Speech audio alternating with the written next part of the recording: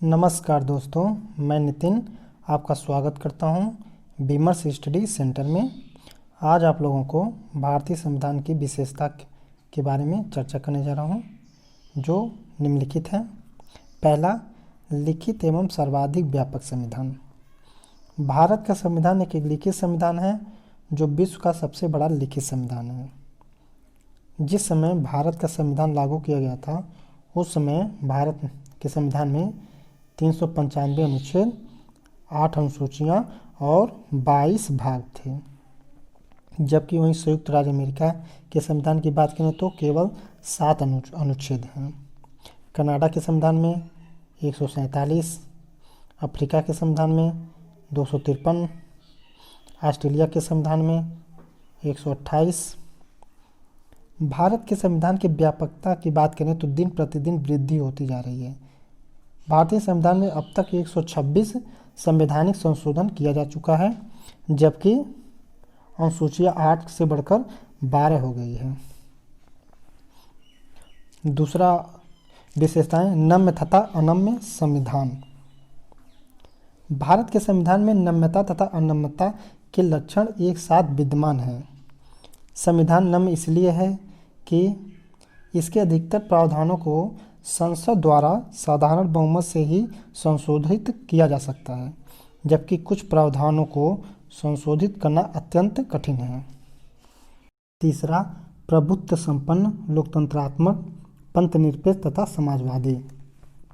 भारत का संविधान प्रभुत्व संपन्न, लोकतंत्रात्मक, पंथनिरपेक्ष तथा समाजवादी है।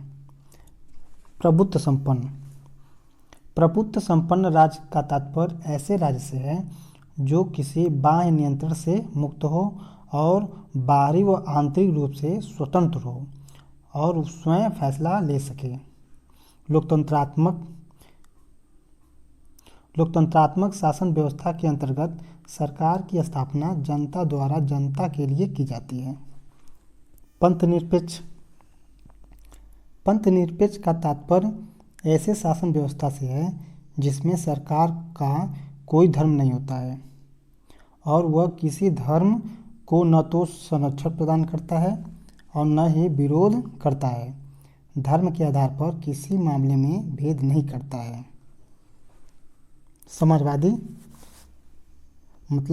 समाजवादी राज्य की स्थापना करना चाहता है। स्वतंत्र न्यायपालिका की स्थापना।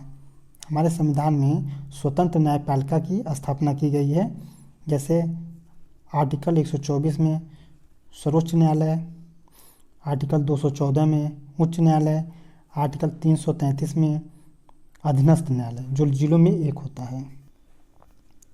संसदीय शासन प्रणाली।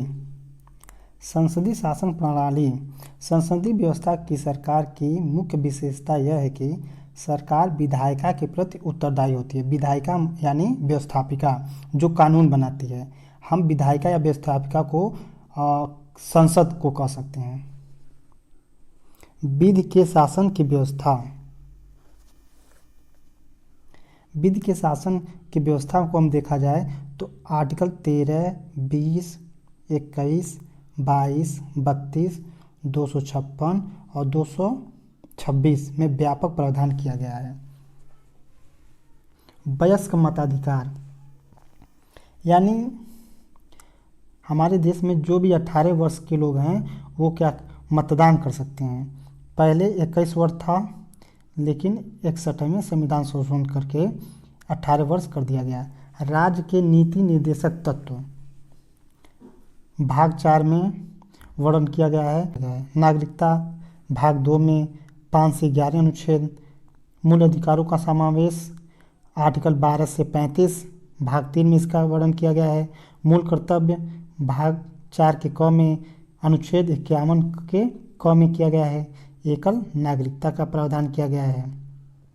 स्वतंत्र न्यायपालिका की व्यवस्था की गई है और कई विदेशी संविधान के तत्वों को समाहित किया गया। ये अगले हमारा लेक्चर में इसमें बताया जाएगा कि किस संविधान से कौन सी चीज़ें ली गई है।